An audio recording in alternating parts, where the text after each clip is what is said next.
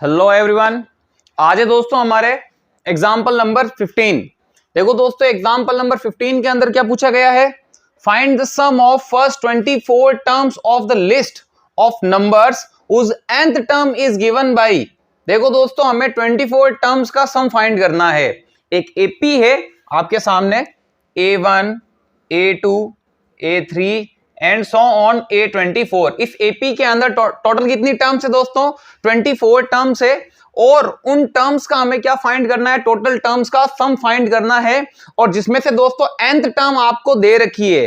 अब दोस्तों ये तो nth टर्म है। nth टर्म का मतलब है दोस्तों ये फर्स्ट टर्म भी हो सकती है, ये सेकंड टर्म भी हो सकती है, ये थर्ड टर्म भी हो सकती है, ये तो कोई सी भी टर्म हो सकती है। बस हमें तो nth टर्म की वैल्यू दे रखी है। अब देखो दोस्तों, सपोज मैं लेट कर लेता हूं ये फर्स्ट टर्म है। मैं क्या लेट कर लेता हूं दोस्तों? ये फर्स्ट टर्म है, यानी दोस्तों n की वैल्यू हम 1 लेट करते हैं। n की वैल्यू हम क्या लेट करते हैं दोस्तों? 1। तो दोस्तों n की वैल्यू अगर 1 होगी, यानी ये दोस्तों क्या हो जाएगी? ये फर्स्ट टर्म हो जाएगी कि नहीं हो जाएगी? अब अगर मैं n की जगह 1 लिखूंगा तो क्या बनेगा? A1, यानी दोस्तों ये फर्स्ट टर्म हो गई। 3 + 2n, 2 × 1। अब देखो दोस्तों, 3 + 2 1 जा 2, 3 + 2 5। यानी हमें क्या पता चलता है दोस्तों? फर्स्ट टर्म तो 5 है। nth टर्म दे रखी थी, nth टर्म की जगह पर मैंने n की वैल्यू 1 रखा। n की वैल्यू 1 रखने पर क्या बना दोस्तों? A1 बना। A1 का मतलब हो गया फर्स्ट टर्म कितनी हो गई दोस्तों? 5 हो गई। इसी तरीके से दोस्तों मैं n की वैल्यू 2 लेट कर लेता हूं। n की वैल्यू क्या लेट कर लेता हूं दोस्तों? 2। यानी उस एपी के अंदर 2 टर्म्स है, और जैसे ही मैं n की जगह 2 रखता हूं ये बन जाता है दोस्तों A2। यानी मुझे क्या फाइंड हो रहा है? सेकंड टर्म फाइंड हो रही है, A2 फाइंड हो रहा है। 3 + 2n, यानी 2 × 2, क्योंकि टोटल n की वैल्यू 2 है ना। 3 + 2 2 = 4, और 4 और 3 7। और दोस्तों हम n की वैल्यू क्या लेट कर लेते हैं? 3। तो इस तरीके से जब मैं n की जगह 3 रखूंगा तो दोस्तों क्या बन जाएगा? A3। यानी अब मुझे क्या फाइंड हो रहा है? थर्ड टर्म फाइंड हो रही है दोस्तों। अब देखिए 3 + 2n, यानी 2 × 3। n की जगह 3 रखना है हमें। 3 + 2 3 जा 6, 6 और 3 9। इसी तरीके से दोस्तों मुझे क्या फाइंड हो गई? थर्ड टर्म फाइंड हो गई। अब चाहो तो दोस्तों आप 24th टर्म फाइंड भी कर सकते हो, और बिना 24th टर्म फाइंड किए अगर मैं n की जगह यहां पर 24 रखता हूं तो दोस्तों क्या बनेगा? A24। इस तरीके से मैं 24th टर्म भी फाइंड कर सकता हूं। अदरवाइज हमें फाइंड करने की जरूरत नहीं है, फिर भी हम 24 टर्म का सम फाइंड कर सकते हैं, क्योंकि हमारे पास 2 फॉर्मूले हैं। अब देखो दोस्तों, हमें लिस्ट क्या ऑब्टेंड होती है? फर्स्ट टर्म 5 है दोस्तों, सेकंड टर्म है 7, और थर्ड टर्म है दोस्तों 9। ठीक है। और इसी तरीके से इस एपी को कहां तक ले जाना है? 24th टर्म तक ले जाना है, और उन सभी का क्या फाइंड करना है दोस्तों? सम फाइंड करना है। तो आप तो जानते ही हो दोस्तों, ये हमारी फर्स्ट टर्म हो गई। हमारा कॉमन डिफरेंस कितना हो जाएगा दोस्तों? 7 - 5, यानी 2 हमारा कॉमन डिफरेंस है। कितनी टर्म्स का सम फाइंड करना है? 24 टर्म्स का सम फाइंड करना है, यानी कि टोटल टर्म्स कितनी है दोस्तों? 24 है। n की वैल्यू भी हमारे पास पड़ी है, यानी हम Sn का फॉर्मूला कौन सा अप्लाई करेंगे? n/2 2a + n - 1 × d। ये वाला फॉर्मूला क्यों अप्लाई करेंगे? क्योंकि हमारे पास लास्ट टर्म नहीं है, 24th टर्म हमने फाइंड नहीं की। मैंने कहा था हम बिना फाइंड किए भी सम फाइंड कर सकते हैं इस वाले फॉर्मूले से। अब दोस्तों मैं n की जगह क्या लिखूंगा दोस्तों? 24, यानी sum of 24 terms equals to n की जगह में 24 पुट करना है, 24/2 2a की जगह पर कितना पुट करेंगे दोस्तों? 5 प्लस 24 - 1 × d, कॉमन डिफरेंस है 2। कैंसिल करेंगे दोस्तों 12, 2 5 = 10 प्लस 24 - 1 23 × 2, 12 ब्रैकेट 10 प्लस 24 2 = 46। 12 ब्रैकेट के बाहर कुछ नहीं है दोस्तों, इनके 12 और ब्रैकेट के बीच में यह मल्टीप्लाई होगा। 10 + 46 टोटल 56। अब दोस्तों 12 और 56 को हमें मल्टीप्लाई करना है, तो आंसर क्या ऑब्टेंड होगा? 12 6 = 72, 7 कैरी में दोस्तों, 12 5 = 60 और 7 67। यानी दोस्तों ये जो एपी है जिसकी nth टर्म हमें दे रखी है, उसमें हमने 3 टर्म्स फाइंड की, और उसके अकॉर्डिंग इसके 24 टर्म्स का सम कितना होगा दोस्तों? 672 होगा। होप कि दोस्तों आपको समझ में आया होगा, आप इसको नोट कीजिए। फिर हम नेक्स्ट एग्जाम्पल करते हैं। सॉरी दोस्तों, ये एग्जाम्पल है, एग्जाम्पल नंबर 15 है, आप इसको नोट कीजिए। फिर हम नेक्स्ट एग्जाम्पल करते हैं। नेक्स्ट है दोस्तों एग्जाम्पल नंबर 16। देखो दोस्तों, एग्जाम्पल नंबर 16 की क्या डिमांड है? A manufacture of TV set production 600 set in the third year. देखो दोस्तों, एक फैक्ट्री समझ सकते हो, एक फैक्ट्री के अंदर टीवी सेट्स बनाए जाते हैं, टेलीविजन्स बनाए जाते हैं, और 600 सेट्स बनाए जाते हैं दोस्तों थर्ड ईयर के अंदर। तीसरे साल के अंदर 600 टेलीविजन बनाए जाते हैं, and 700 sets in the 7th year. और दोस्तों 7वें साल के अंदर 700 टीवी बनाई जाती है। Assuming that production uniformly bye fixed number of every year. आपको यह मानना है कि हर साल जो टीवी सेट का जो प्रोडक्शन है वो बढ़ता जाता है और इक्वल नंबर में बढ़ता जाता है। देखो दोस्तों, यहां पर अगर अपन बात करते हैं तो इसके अंदर हमें ये बताया गया है कि थर्ड ईयर में तो 600 टीवी बनी, तीसरे साल में 600 टीवी बनी, और 7th ईयर के अंदर 7वें साल के अंदर 700 टीवी बनी। यानी कि एक साल, जैसे साल इस थर्ड ईयर की बात करें तो उसमें 600 टीवी बन रही है, और 7वें साल की बात करें तो इसमें 700 टीवी बन रही है। यानी एक साल के अंतराल में टीवी के प्रोडक्शन में तो इंक्रीमेंट ही हुआ है ना। यहां पर देखिए 7वें साल के अंदर 700 टीवी बनी, यानी तीसरे साल के मुकाबले यहां 100 टीवी ज्यादा बनाई जा रही है। इस 7th ईयर के अंदर 100 टीवी की इंक्रीमेंट हुआ है। तो इसी तरीके से the production in the first year, पहले साल का प्रोडक्शन बताना है, 10वें साल का प्रोडक्शन बताना है, और टोटल 7 सालों का प्रोडक्शन हमें बताना है। सबसे पहले हम एपी लेट करते हैं, क्योंकि इसमें बोला हुआ ही है कि हर साल जो टीवी प्रोडक्शन है वो बढ़ता जाता है और इक्वल नंबर में बढ़ता जा रहा है। अगर इक्वल नंबर में बढ़ता जाता है तो वो जो सीक्वेंस है, वो जो लिस्ट है, वो एपी ही फॉर्म करेगी। देखो दोस्तों, सॉल्व करते हैं, फिर आपको समझ में आएगा। सॉल्यूशन क्या कहता है? सबसे पहले टोटल 10 इस पूरे क्वेश्चन के अंदर 10th ईयर तक बात चल रही है, तो हम टोटल 10 ईयर तक लिख लेते हैं दोस्तों।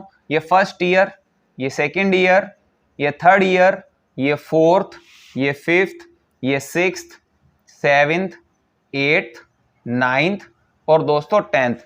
ठीक है दोस्तों, अब देखिए थर्ड ईयर के अंदर दोस्तों कितनी टीवी बन रही है? तीसरे साल की अगर मैं बात करूं तो तीसरे साल के अंदर 600 टीवी बनाई गई, और दोस्तों 7वें साल की अगर बात करें, 7th ईयर की बात करें दोस्तों, तो यहां पर 700 टीवी बनाई गई। अब देखो दोस्तों, हर साल जो टीवी का प्रोडक्शन है वो जाहिर सी बात है इंक्रीज ही तो हो रहा है। तीसरे साल में 600 टीवी बनी और 7वें साल के अंदर 700 टीवी बनी। इसका मतलब क्या हुआ? तीसरे साल के मुकाबले 7वें साल के अंदर 100 टीवी का जो प्रोडक्शन है वो ज्यादा ही हुआ है, यानी ये एक इंक्रीजिंग एपी है।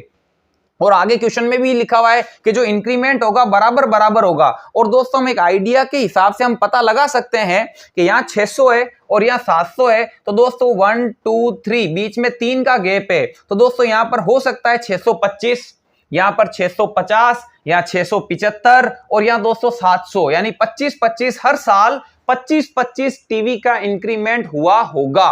और दोस्तों यही आंसर होगा इसका। देखो सबसे पहले मैं थर्ड ईयर की बात करता हूं। तीसरे साल के अंदर कितनी टीवी बनाई गई है दोस्तों? 600 टीवी बनाई गई है। तो देखो थर्ड टर्म का जर्नल वे क्या होता है दोस्तों? थर्ड टर्म का जर्नल वे होगा a + 2d = 600। इसको इक्वेशन फर्स्ट दे दीजिए आप। और दोस्तों 7th ईयर की बात करूं तो 7th ईयर के अंदर दोस्तों 700 टीवी बनाई गई। तो दोस्तों 7th टर्म का जर्नल वे क्या होता है दोस्तों? a + 6d = 700। इसको इक्वेशन नंबर आप 2 दे दीजिए दोस्तों। अब आप एक काम करो, इक्वेशन 2 में से इक्वेशन 1 को आप क्या कर दो दोस्तों? माइनस कर दीजिए। तो 2 में से 1 माइनस कर रहे हैं तो पहले 2 को लिखेंगे, a + 6d = 700। उसमें से इक्वेशन 1 माइनस करेंगे दोस्तों, a + 2d = 600, और माइनस करने पर तो साइन चेंज होते हैं। ये a माइनस का हो जाएगा, 2d माइनस का हो जाएगा, 600 माइनस का हो जाएगा। ये कैंसिल हो गया दोस्तों। 6d में से 2d जाएगा तो 4d बचेगा दोस्तों। 700 - 600, देन आंसर इज 100। हमें तो d फाइंड करना है दोस्तों। 100 एज इट इज, 4 को राइट में कन्वर्ट कीजिए, मल्टीप्लाई से उधर गया तो डिवाइड में हो गया, और 400 को कट करेगा तो दोस्तों आंसर कितना आएगा?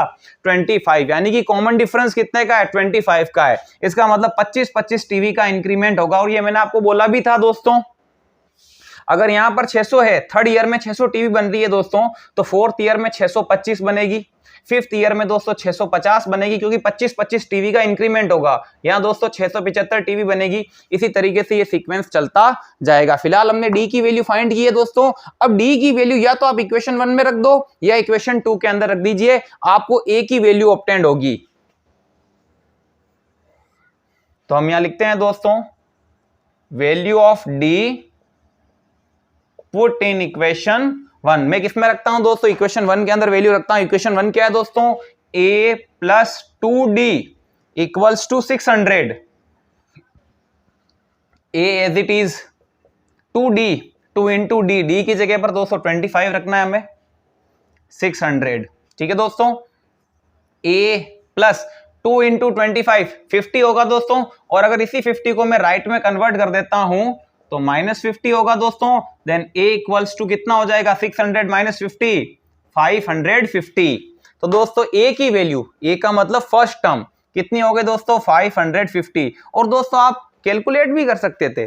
देखो दोस्तों, मैंने आपको क्या कहा था? 25 का कॉमन डिफरेंस है। अगर हम आगे चलते हैं तो कॉमन डिफरेंस ऐड होता है, पीछे आते हैं तो कॉमन डिफरेंस माइनस होता है। 600 तो 25 कम कर दीजिए, कितना हो जाएगा दोस्तों? यहां पर हो जाएगा आपके 575, और 25 कम कर दीजिए तो यहां कितना हो जाएगा? 550। तो दोस्तों हमारा फर्स्ट क्वेश्चन तो कंप्लीट हो ही चुका है। इसमें the production in the first year, पहले साल का प्रोडक्शन हमने बता दिया 550। ठीक है, आप इसको नोट कीजिए, फिर हम सेकेंड क्वेश्चन को सॉल्व करते हैं इसके।